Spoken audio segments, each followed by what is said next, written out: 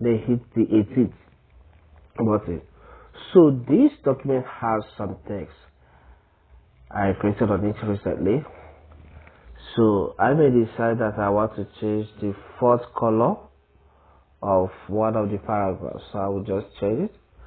Sometimes changing font color draws the attention of the reader to a particular line. Okay. So here I've highlighted the text I want to change its font color. Okay. That's the first thing. Highlight it. Once the document is open, you highlight the text. Then I tap on the ribbon display option, which is the arrow pointing up at the bottom right. Then you can see font color as one of the options. This is under the home tab, because by default whenever we open one application, we are placed on the home tab. So on top of the whole font color,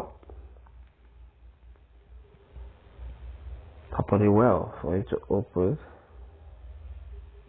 Okay, you see, tap on the arrow for it to open. Now I have assigned red because I hit it straight before, and I will change it to blue. Okay, any color of your choice you want to change to. I decide to change to green.